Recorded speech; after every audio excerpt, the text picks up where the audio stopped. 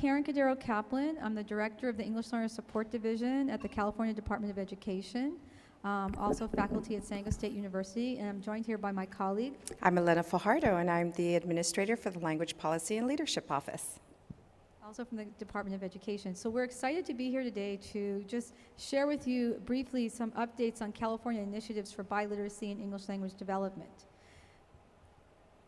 So, and we have a very short period of time to go through a lot of information. So the handouts you do have websites and email addresses, so you can follow up with more information.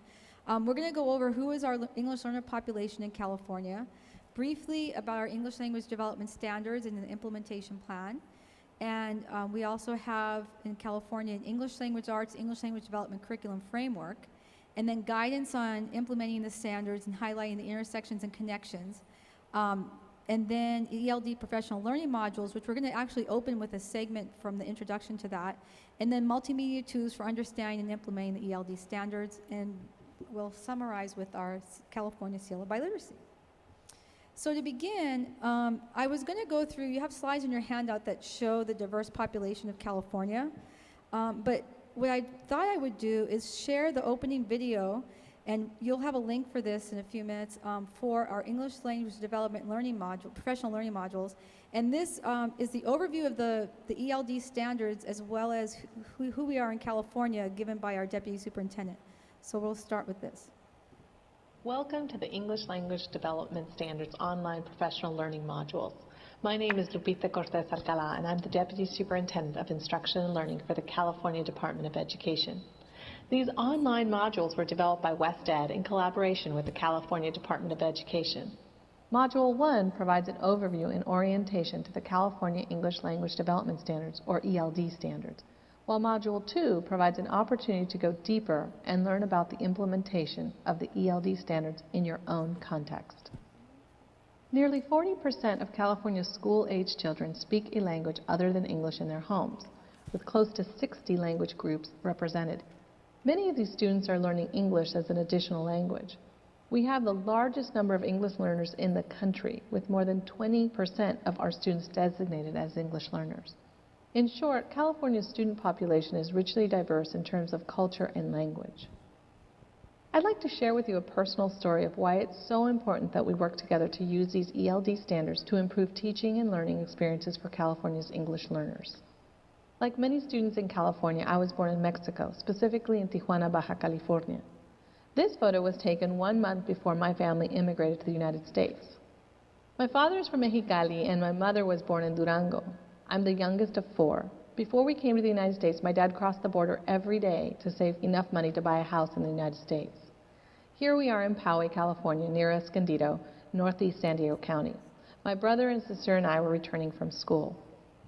In school, I ended up repeating kindergarten, and my brother repeated 2nd grade and my sister repeated 1st grade, all in the same year. Because at that time, there were no bilingual classes. There was no structured English immersion. There was only really mainstream English classes. We were provided speech therapy, but that was about it. We were satisfactory needs improvement students. We weren't learning at the same pace as our peers. I was fortunate to have a teacher who used supportive strategies that helped me learn to read and write in English. Mrs. Peterson inspired me through 2nd and 3rd grade. I was fortunate enough to have her twice. When I raised my hand, I knew she would call on me. So I knew that no question, no doubt would go unanswered. And I just knew that I had her support and her encouragement. She made me feel really special, like I had something to contribute and offer. But it wasn't until 6th grade, when I started to take Spanish as a 2nd language, that it all started clicking for me. When I started learning how language really worked in Spanish, all those years of hearing Spanish in my home and all throughout my life before I started kindergarten, it finally started clicking for me. And then in English, the way English worked started clicking for me too, and I started getting straight A's. Given my own personal experiences as an English learner, I was really happy in 2012 when the California State Board of Education. Sorry, I'm going to go ahead and stop it there. But I wanted to start out with that overview for 2 reasons. One, to highlight the diversity of California, but then also that we have a deputy superintendent who has the experience of being an English learner herself and how the standards relate to that. So I'm going to click through these slides, but the one before I leave the data, oh, is it the next one? Whoops, I'm sorry. Hang on one second. One of the things we wanted to make a point, in addition to having the almost 4 million English learners, we wanted to note, we found recently that over 2.6 million students in California come from homes where there is another language spoken. So regardless of their EL status, that's a large number of students in our state who are bilingual or multilingual. And these are the different programs we have in California for English learners, starting with structured English immersion, going down to two-way bilingual immersion, heritage full immersion, developmental bilingual, and transitional bilingual. So students in California can experience any one of those programs depending on their school or district. So what we're going to do right now, I'm going to do a quick look within the California standards, which Lupita kind of did an overview of there briefly. And this will be equally as brief. But I think, how many of you have seen the California ELD standards? Great, so many of you in this room. So I won't spend too much time then on the actual standards themselves, but we wanted to start out with, well, what were the purposes? And the purposes were that these were designed to be used in tandem with the Common Core State Standards for English Language Arts.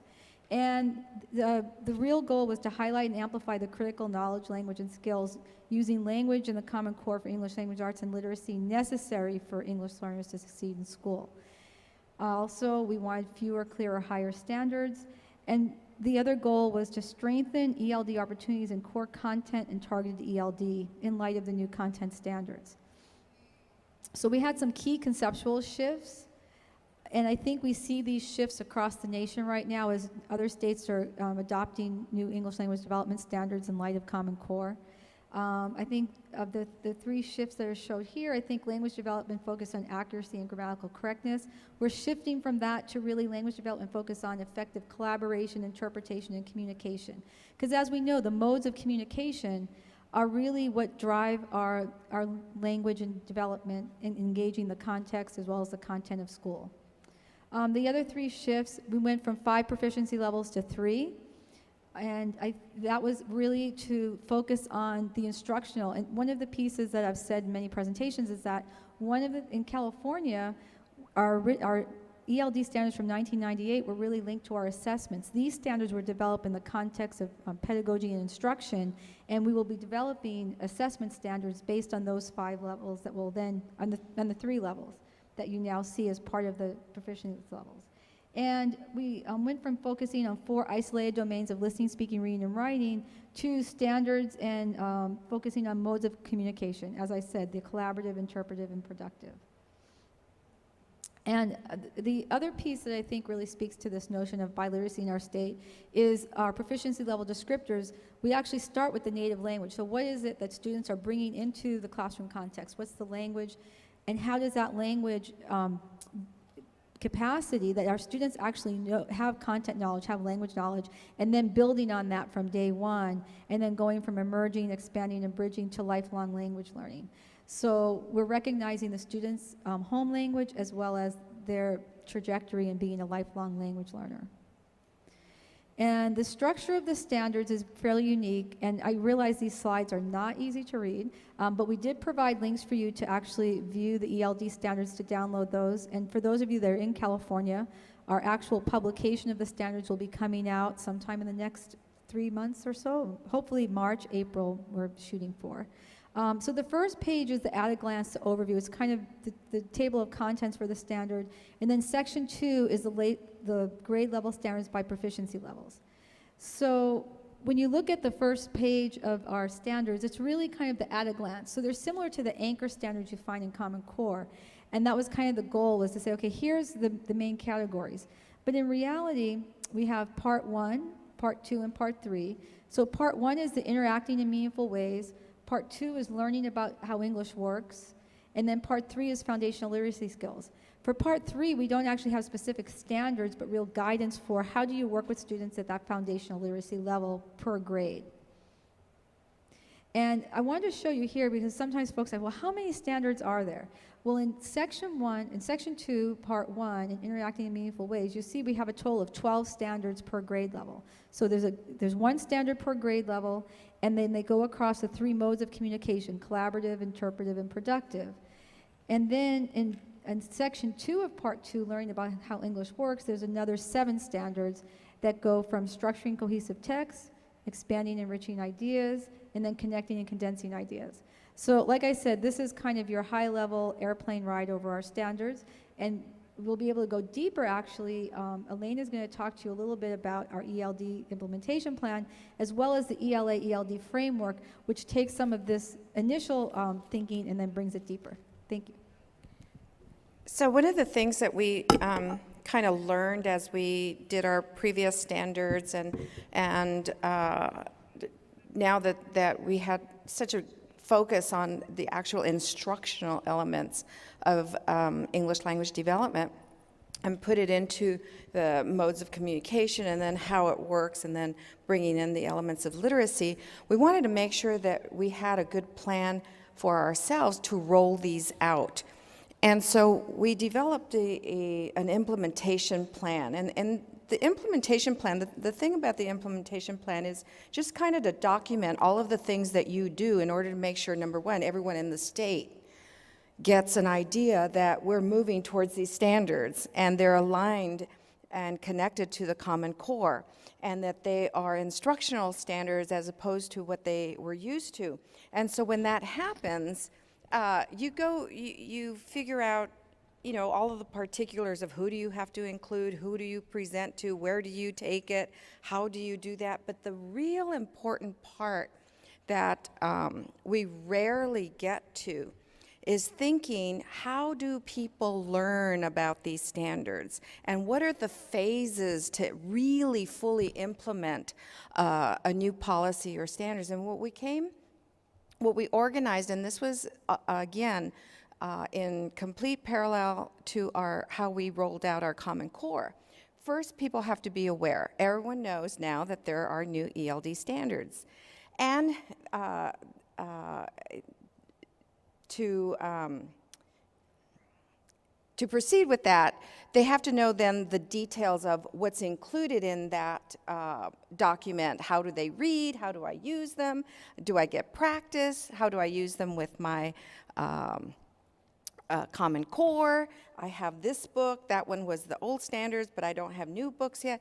All of these things have to be flushed out, and there's a lot of thinking going on. But what we rarely get to is the implementation phase.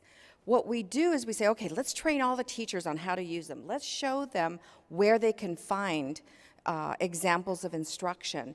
And then everybody goes about their business and they say, oh, well, maybe I did it today, and no, it's too much work, or maybe I'll do just this part, or well, you know what, this is really the ELD teacher's part. And full implementation never really takes hold, because we're not in classrooms to take a look at that. So we thought about all of these things, we put them into our plan, and hopefully what we went through is something that the LEAs can emulate. So in our plan, we included a template so that LEAs can then put down what they're going to do to parallel what the state did to implement. And then as they attend more and more professional development, they can think of how they're going to monitor that implementation so that it really takes hold. Well, while we're doing all of that, we develop a new English Language Arts ELD framework. And this is really important for California because we used to have an ELA framework. We didn't have an ELD framework, but we had ELD standards. Well, now we're saying ELD and English Language Arts and English Language Development is talking about English and language and how language is used and how language is documented in print. And there's a lot that if we do not attend to the what we're using when we speak, read, and write and teach those elements also, our English learners are definitely not going to move forward. So our English Language Arts, ELD, if you see our Common Core, kind of our graphic, you see that the California ELD standards are at the heart. And that's because we understand that language development crosses many types of English learners, types of language learners, and if in a dual language setting, language, none of what is up there can happen if language is not attended to.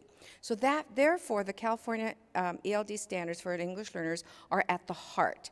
The framework then talks about how you learn content, foundational skills, effective expression, meaning making, language development, concept knowledge. All of this talks about the content of the materials, but to get to the real, the brain work, right? The cognition. How do you make meaning when you don't have language? You have to have language. So you develop the language and then you use it in such a way.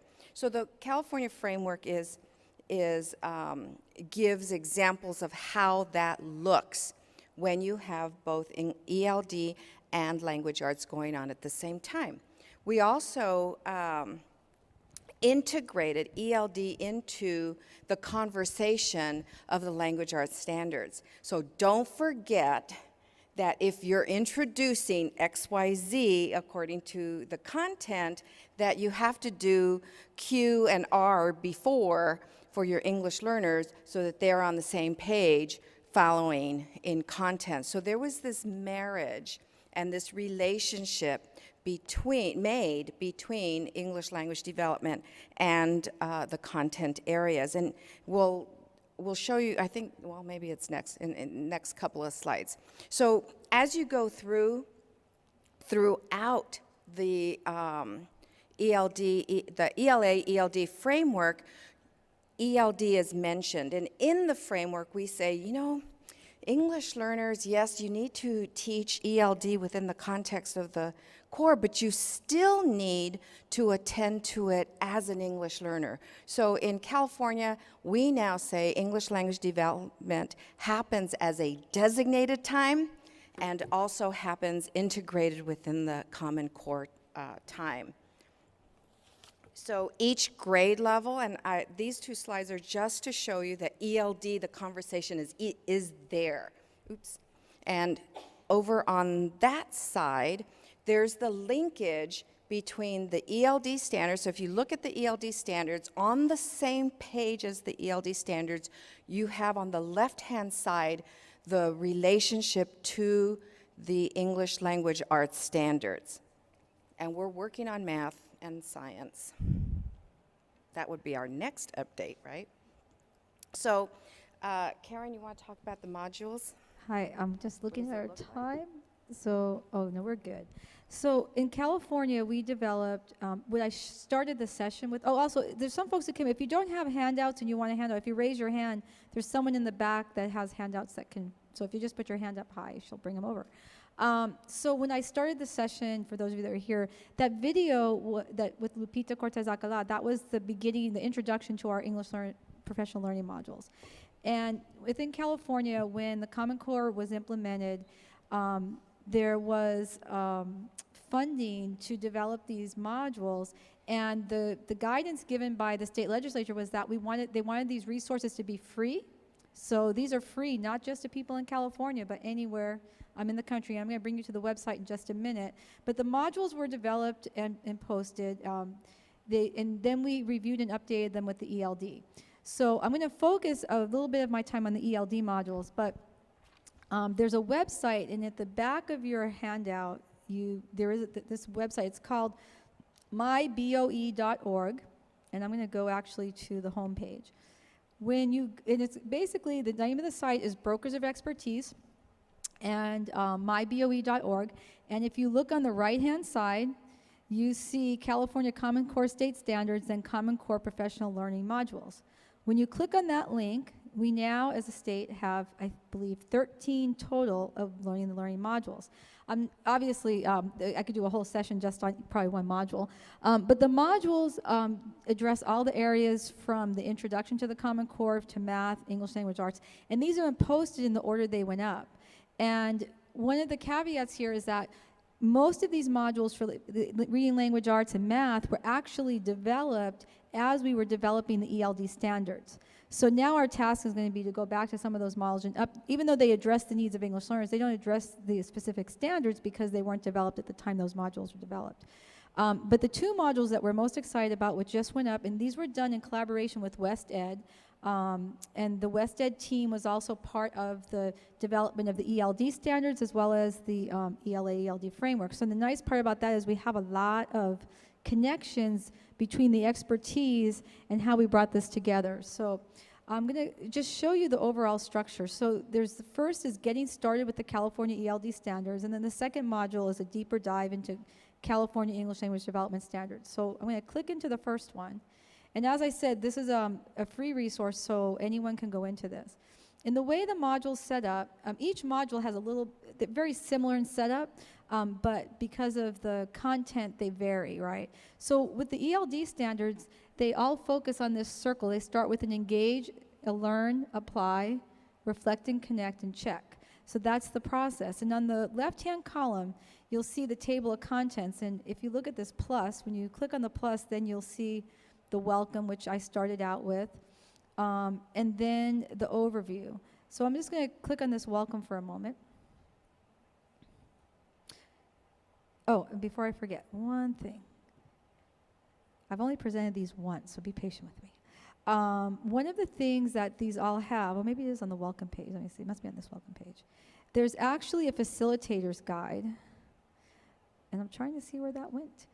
So each of these modules, just let me put it, so they can either be done a teacher online looking at the module, or they really were designed to be facilitated. And there's a facilitator's guide, so if a school or a district wanted to train on any of the modules, all of them have these facilitator guides so that you could actually do professional development within your school or district. So on the first one, you saw the opening video, and we have 3 videos here, and then a reflection. And then we'll just go to the next page.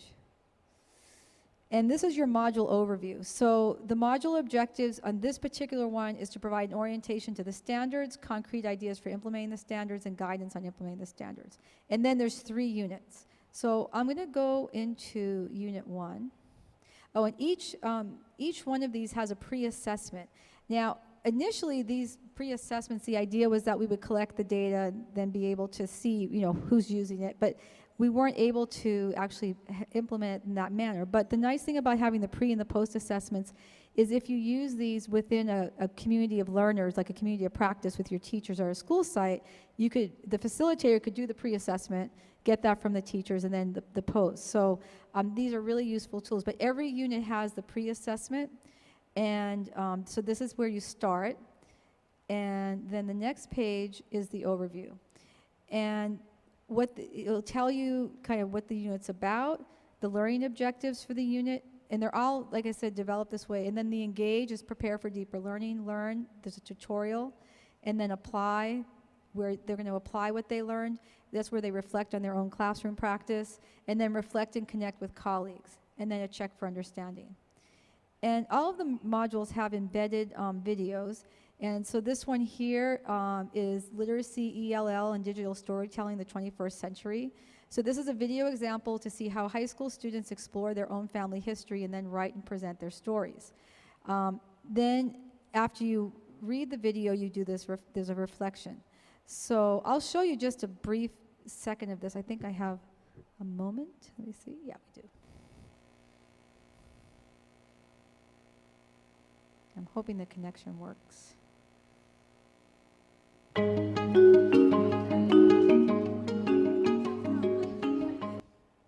Oh, maybe not. So this is the American Immigration Digital Story Project. This is your final culminating project that you're going to be doing for this semester.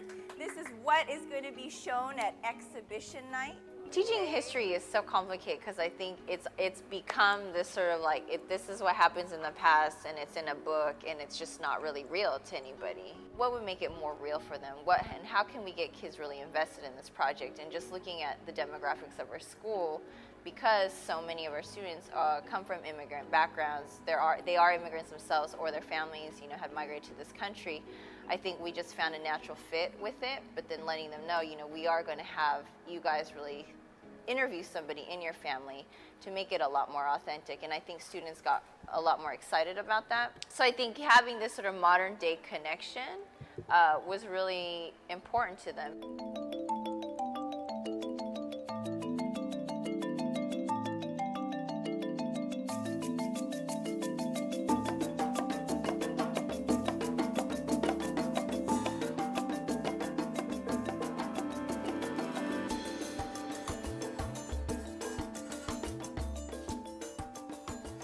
First impression I had was like, whoa, we had to do about immigration. I'm an immigrant, so I was really impacted by it because, letting other people know your story and letting know what happened to you and how did you get here. So they knew the end result was a big part of the writing process, and that drove them a lot. That drove them to constantly revise. That type of writing and revising and thinking, I haven't seen it occur with their writing in the past without this end result. We're looking at students that, struggle with writing incredibly, struggle with, any sort of formal writing especially. It was very much student initiative instead of me saying, you need to revise this, you need to revise this. So many students mention this all the time.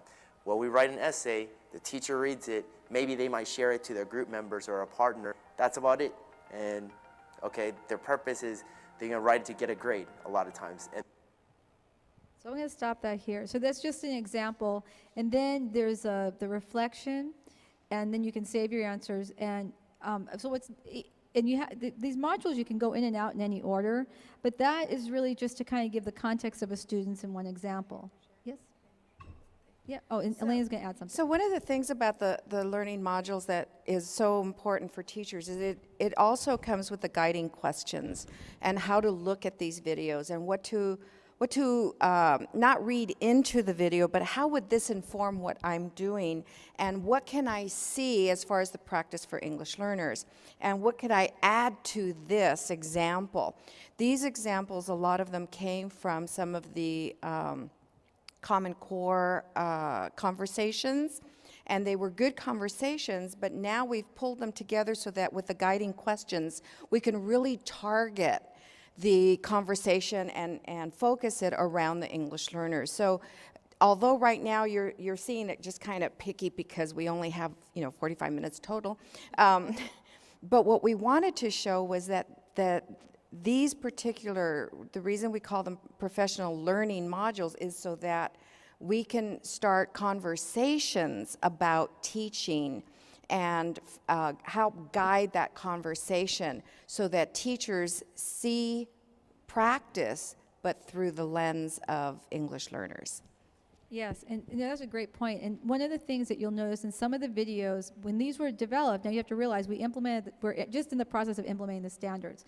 And trying to find video examples, I think Wested did an excellent job in getting some local classrooms, but also using the teaching channel, iTunes University, different aspects. So some of the examples have English learners engaged. Some have diverse students engaged and maybe not particularly English learners. And what we're hoping, the nice thing about these modules is they're iterative, right? So as we do more implementation, we're hoping to draw from more examples within California classrooms. So this here is the overview that Elena gave briefly of the basically our Learn, the graphic on the ELD standards, engaged with English language arts. And so I'm just clicking just through the next page here. So the tutorial overview that Elena was just speaking to is, so you watch this tutorial to learn about the standards, and then it asks you to download the standards. So any of you that are interested in really seeing, well, how are the standards structured, that very 2-minute quick look I did at the standards, this actual presentation here in this module does a walkthrough of our standards and allows those folks that haven't had a chance to go through and understand the standards to do that. And then also after you view the video, you're able to go into the different sections and have these informed discussions. Thank you. And what I'm going to do now, I'm just going to go back to the very first page. And what I wanted to do is just briefly look at our second one, and then we're going to have to wrap this part of our presentation up. But this is a deeper dive. The second module really looks at the grade levels. So each unit, Unit 2 is pre-K through 2. Unit 3 is implementing 3 through 5. Unit 4, 6 through 8. And then Unit 5 is 9 through 12. So we really recommend that if districts are using these, or schools are going to use these modules with their teachers, that you start with the first module. Because first you have to understand the structure of the ELD standards before you go into your grade level. And we really highly recommend that because these standards are very different than the standards we've had in the past. Sorry, I got distracted. So in any case, I'm going to move on back to my PowerPoint. And like I said, the website is myboe.org that you can access. So biliteracy is the future, and Elena is going to give you a little bit of insight into our biliteracy in California. So we have an obligation to our English learners that they access, core curriculum, that they overcome language barriers. But it's a missed opportunity if we don't really prepare them for what the future is bringing. And all of the evidence is showing us that biliteracy is really key. Doesn't matter who we talk to, doesn't matter where we go. Our deputy superintendent and our superintendent and all of the powers that be are very, very cognizant of the fact that biliteracy really is the future. So you can see the trends, you can see the types of programs that parents are selecting. What it's brought us to is to recognize that there is a talent and there is a need for biliteracy. And so California is very pleased to have been the first to, thanks to folks who have moved the process forward. We do have a seal of biliteracy that graduating seniors can earn on and noted on their diplomas. So there is a process. We, again, it's legislation that states the criteria, students meet it, and we provide the seals. But what is really in Spanish we say cerrar con broche de oro, which means it is the shining star when you take a look at something, and it just says, I knew it all along. In the 2 years, mind you, that we have been giving out the seal, the first year we had 10,000 students, over 10,000 students receive the seal. We almost doubled that in 1 year. We're anticipating to double again this year. The data and the conversations that we've had indicate that we probably will be closer to the 40,000 students this year. That really tells us that not only is it recognized as a good thing, but it's something very desirable. Students are very, very interested in receiving this acknowledgement, which means their parents are interested, which means the community is interested in bilingual worlds, biliterate worlds. Students, this is the breakout of the languages. It's not just Spanish in which we're giving seals and recognizing accomplishment, but there are many, many other languages. Last year, this year, the data is very consistent. It's still predominantly in Spanish, but it tells us that if we are taking a look at language development, whether it's English language development or whether it's second language or dual language or heritage language, there is a big need. And California, when we start talking about what our vision is for college and career readiness, yes, we list all the skills, but the seal of biliteracy is also one of those skills that is a 21st century skill. There was, in the school visit that I went to yesterday, there was one school that taught a Spanish immersion and a Mandarin immersion, and they had students that they were doing some research on a hybrid type program where some students were taking both the Mandarin and Spanish.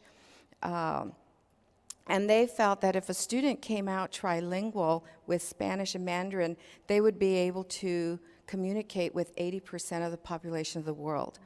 What an awesome number. What an awesome theory, and what an awesome piece of research. And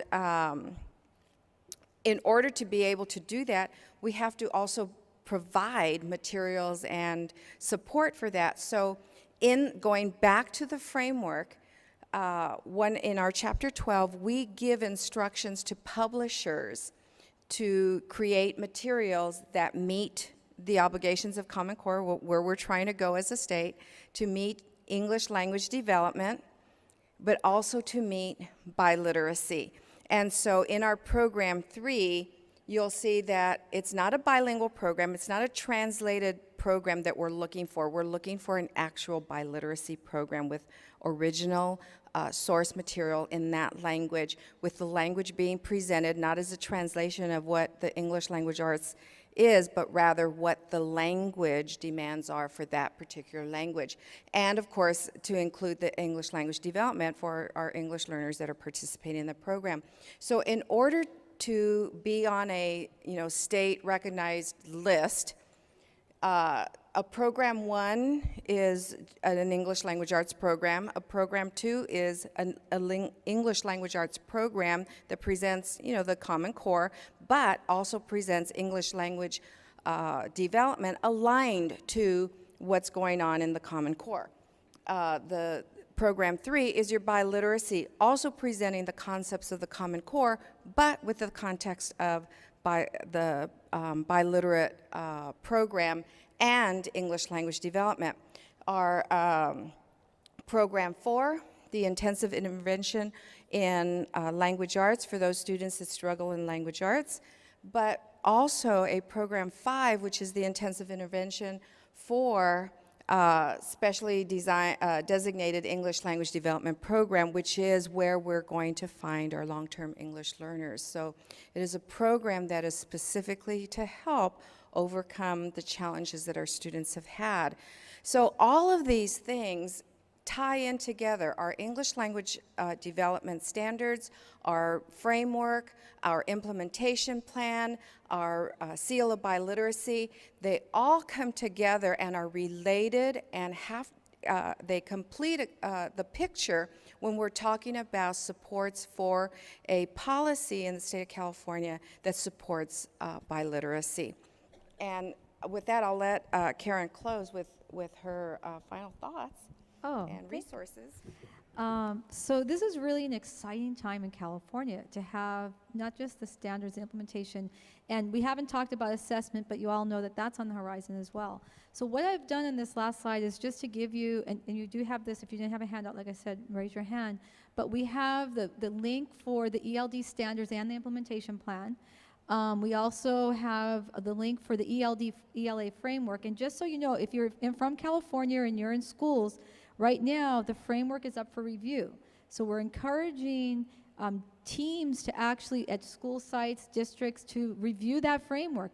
And what's really exciting, and those of you, I see many of you in the audience who I've presented to before, so you know that when we developed the standards, the department took seriously the input from the field. The same is true for the framework. This is our opportunity to really have our voices as part, I wouldn't say our voices because I'm not a teacher, but you all, those of you that are in the field as teachers and leaders, this is a good opportunity for that.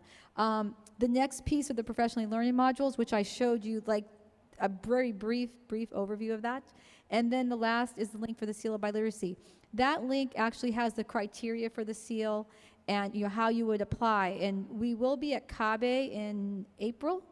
Yeah, in April, and we're going to be, the Superintendent of Public Instruction, Tom Troelkson, will be at CABE this year to do one of the sessions where we're going to be highlighting districts that have awarded the seal of biliteracy. So I'm going to I wanted to leave a few minutes for questions, but I want to thank you all for your time and attention. Thank you. Yes. Oh, yep. Here, why don't you use this and I'll... Okay. Elena's going to bring the microphone to you, so then we can hear. And we have 5 minutes for questions, yeah. So just a moment. Yeah, it's easier if we bring the microphone, because otherwise, you really need a big teacher voice to make it heard here. Well, I wanted to find out if your PowerPoint is available. Yes, so we're checking on that right now to see if the PowerPoint is going to, if the PowerPoints will be uploaded somewhere for NABE. I can tell you that a lot of what's in this PowerPoint, if you go to the ELD modules, they're in there. They're embedded. Probably about 95% of the information is in that overview module. But if you want the specific PowerPoint, I think we were going to... Well, no, you have the handout with the PowerPoint, right? You want it electronically? Yeah, the Yeah. PowerPoint itself. Yeah, well, we're not going to be emailing it, but I think, go ahead.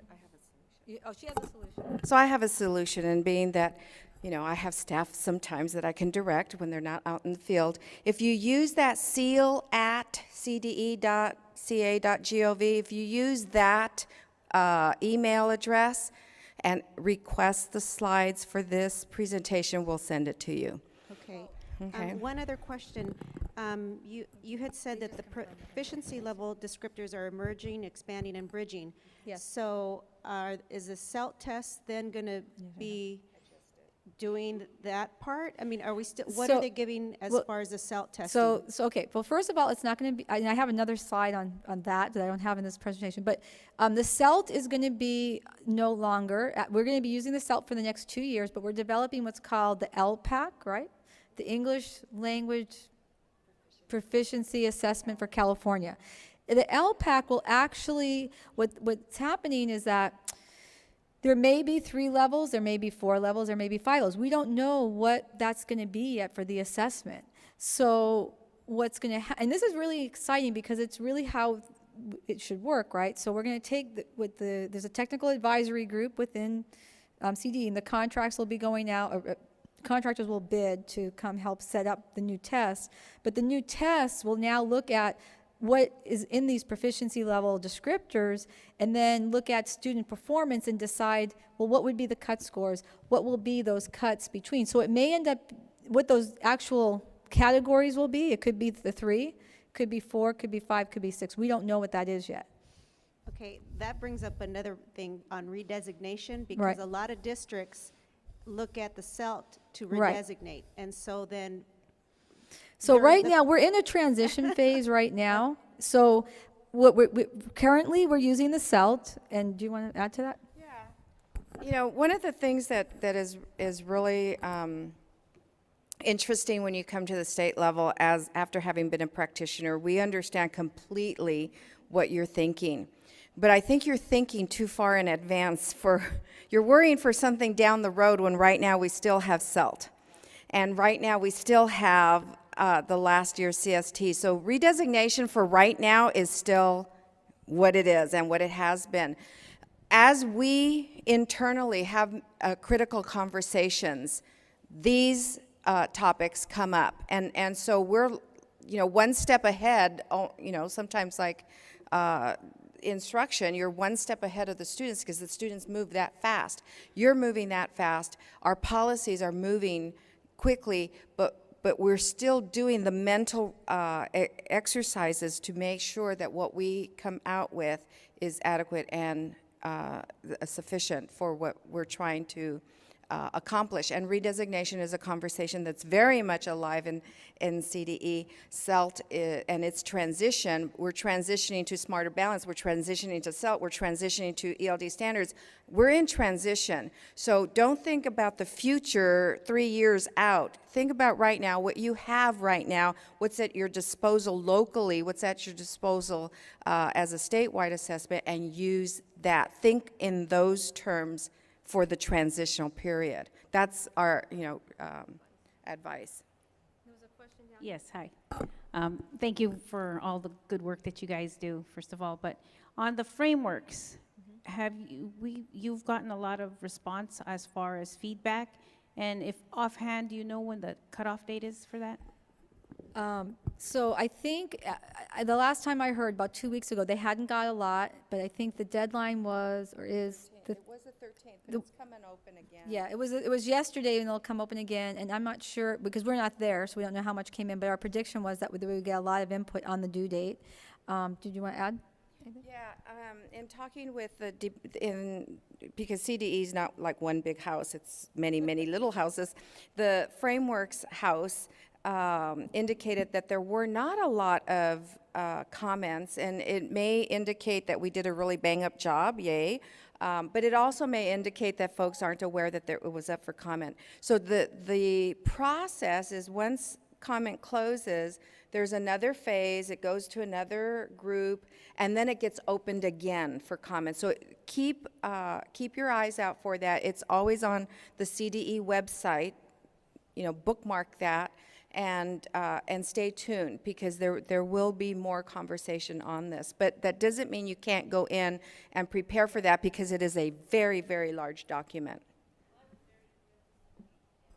Yes, and we were excited to actually present at a national forum where, California is really the only state that has a curriculum framework that's English language arts and English language development. So it is exciting, but it does require responsibility as well.